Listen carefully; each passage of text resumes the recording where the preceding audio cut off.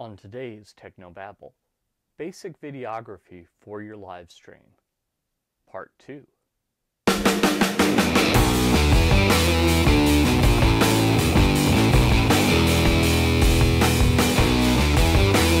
This is Tech No Babble, your weekly source for church video and graphics news, perspectives, tips, and tricks. And now here's your host, Paul Clifford.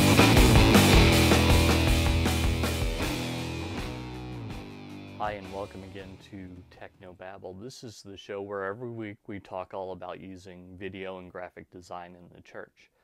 My name is Paul Allen Clifford. I'm your host. I'd love for you to leave your feedback, by the way, so feel free to do that below the video if you're watching the video. If you're listening to the audio, you can either head on over to trinitydigitalmedia.com/contact. That's a good way to do it. You can also drop me a line, paul@trinitydigitalmedia.com, or hit me up on Twitter, Paul Allencliff, PaulAllancliff. Any of those ways will absolutely work. So let's get started talking about this. I think that a lot of times churches get caught up in gear and service providers and internet speed, and what they really miss out on is some of the basics. So last week we talked about some of them, this week we're going to talk about some, and next week we'll talk about some. Let's start with transitions this week. Transitions are one of the things that new videographers mess up completely. You see, they think, oh, look at all these cool whiz-bang transitions. I'm going to use them all. Nope. In most situations, you're going to use two. You're going to use the cut, and you're going to use the cross dissolve. And you're going to lean towards the cut. Now, a lot of people think that can't be true, but what I want you to do is I want you to watch an award show or a concert or something that looks kind of similar to what you're trying to do with your church and count the 3D cube spins they use. Bet you get to 0. If they go crazy, 1. Okay, now remember that the next time that you're doing live video. You see, transitions can really take away from what you're trying to do if you go too crazy, because what you want is you want the transition not to be the point of your video. You want it to be just a way to get from point A to point B.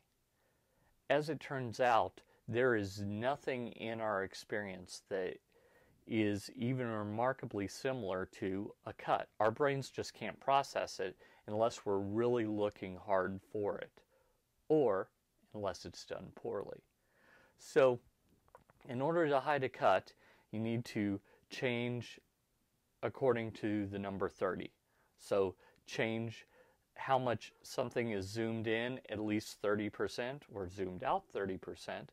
Change the angle of at least 30 degrees, or both. And most of the time, that's going to hide a cut because that's too much for your brain to process. If it's too similar, of course the brain could notice, wait, this was about the same as it was just a second ago. So that's no good at all. You want it to be seamless. So at least 30% or 30 degrees. That's a bare minimum. Next, let's talk about camera movements. A lot of people say, hey, pan into that shot, pan down to get that. No, that's a misuse of the word. The word pan is a Greek prefix. It means across. So you can pan left and right. Think of your head as the camera and your body as the tripod. This is a pan movement. Turning your head left and right, or turning the camera on the tripod left and right, is a pan movement. Up and down is a tilt movement. Walking towards something is a dolly movement. Dolly in, dolly out. Walking left and right is a truck movement. Truck left, truck right. Standing up or lifting the entire camera up is a ped up movement. down, head down. Now, we have some additional options with a camera that we don't have with our eyes. So you can zoom in with the lens or zoom out. That's something else completely that you can't even do with your eyes. So that's one thing that I would add. Now you can combine these movements. You can zoom in and pan right to bring something into the scene or exclude something from the scene. You can zoom out while panning left to bring something into the scene. You don't have to zoom straight in or zoom straight out. So you can do that. There's another really famous movement, and it's hard to get this exactly right, but it's called a DIZO. That's where you dolly in, you move the camera forward while you zoom out, ZO, zoom out. Doing that will illustrate to you why a digital zoom is not the same as an optical zoom with a zoom lens, because you will notice that the subject seems to change. While the subject's size stays the same, the background seems to change in relation to him or her. So this was first really used well in Alfred Hitchcock's Vertigo, for example. So that is a DIZO movement. You can, of course, do the opposite. You can truck left while panning right to create some interesting things with the parallax of the background. So those are all kind of basics of movement. But one thing that I want to be absolutely clear on is whether you're doing a slow movement or a fast movement, the movement needs to be on purpose. It should look like you wanted to start here and you ended there on purpose. It's not that you start a movement and then you figure out where you're going to end. No, you figure out where the movement ends before you start. You need to make it look on purpose. It's also the case that once you get to the end of the movement, you dwell there for a while. Now maybe the director cuts away and then you can move, or maybe you stay there for a few seconds before you move. But you don't want your movement to feel like a fire hose, like it's going over here and then it's coming back, and then it's going in and then it's coming back out.